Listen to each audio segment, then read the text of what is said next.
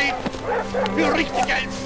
Ob du glaubst, dass ich fleißig gewesen bin, dass ich gearbeitet habe, dass ich mich in diesen Jahren für dich eingesetzt habe, dass ich anständig meine Zeit verwendet habe, im Weg für deine Leute. Die jetzt ein Kinder. Wenn ja, dann sprich für mich ein, so wie ich für dich eingesetzt habe.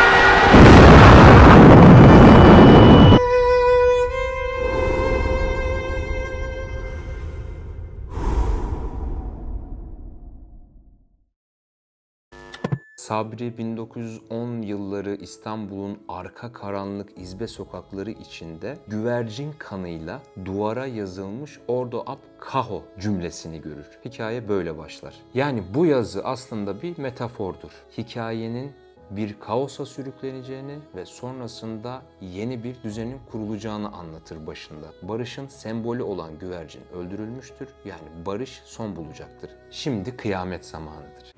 Hangi karakteri yazmaktan keyif aldım? Tabii ki Sabri ve Pera üzerine dönüyor hikaye ama Orhan karakteri var aynı zamanda. Yani kitabı okuyanlar bir şekilde biliyorlardır. Sabri kaçmak zorunda kalıyor ve Orhan polis memuru ve Sabri'yi yakalamaya çalışıyor. Ve Sabri'yi nasıl yakalayacağım diye düşünürken Pera ile olan, işte Sabri o ara Fransa'da falan, Pera ile olan yazışmalarını, mektuplarını okuyor ve birbirlerine yazılan mektupları okurken aslında yavaş yavaş Orhan Pera'ya aşık olmaya başlıyor, dönüşmeye başlıyor. Dolayısıyla çok keyif almıştım o karakteri yazarken.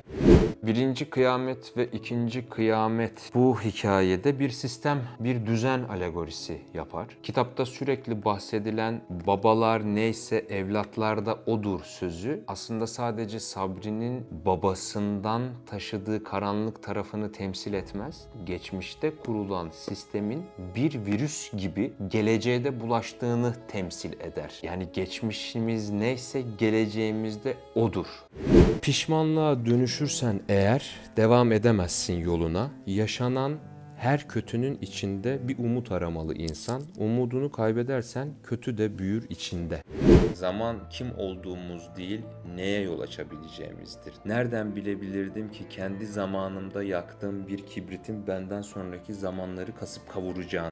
Sabri bedeni içinde yaşadığını düşündüğü bir varlık olduğunu zanneder ve ona canavar der. Bu Sabri'nin şiddete meyilli olduğunu temsil eder. Bütün hikaye boyunca Sabri canavarıyla mücadele eder. Bu aslında kendi karanlık ve kötü yönüyle olan mücadelesidir. Okuyanlar bilir, isimlerini ne Mikail Sabri ismini ne Sabri Mikail ismini söylemez ve işte birlikte vakit geçirirler ve günler geçer falan. Niye isimlerimizi bilmiyoruz falan gibi bir noktaya geldiklerinde Mikail der ki yani ne önemi var ki birbirimize isimler takmanın? Önemli olan varlığımız der. Ben sana baktıkça kendimi, sen de bana baktıkça kendini gör.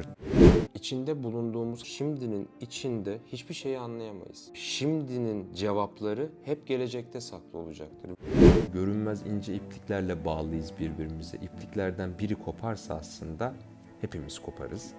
Şiddetin içinde doğduğunda şiddetin kendisine dönüşürsün büyürken. Açlığını besleyen vahşet bir süre sonra seni ve çevreni yutmaya başlar ta ki her şeyi yok edene kadar.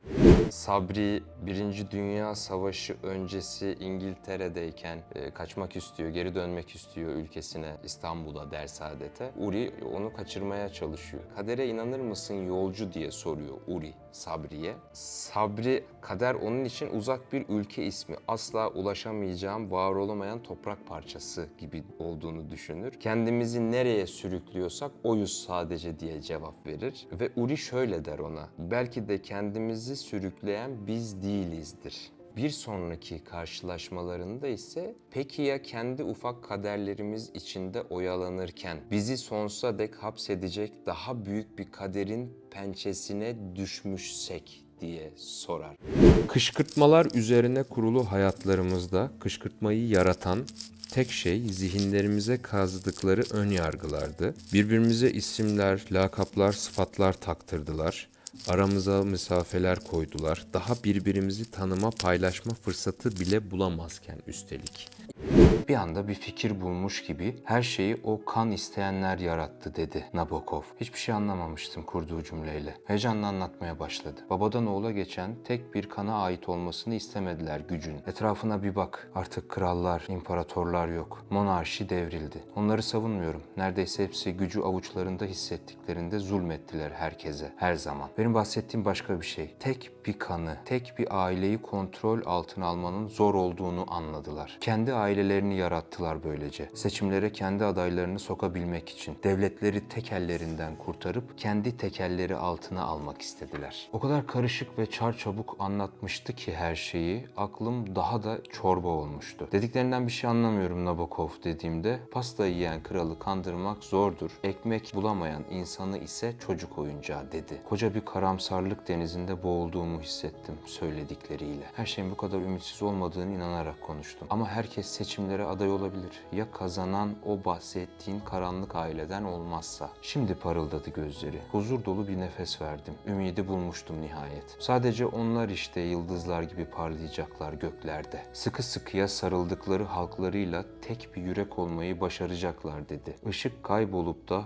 hüzün çöktüğünde yine yüzüne, ta ki karanlığın o parlayan yıldızı yutacağı güne kadar dedi. Her güzel şeyin bir sonu olduğunu da vurgulayarak. Kendimi o kadar tekinsiz ve yalnız hissetmiştim ki o an. Ne yapacağız peki diye sordum. Sadece içinde bulunduğumuz durumu değil, tüm zamanları kastederek. Hayatta kalmaya çalışacağız Sabri. Binlerce yıldır bunu başarıyoruz bir şekilde dedi Nabokov. Gün ağarmaya başladığında salonun içine dolan güneşin içimi ısıtmasına izin vererek söyledim son sözümü. Ben hayatta kalmak değil, umutta kalmak istiyorum.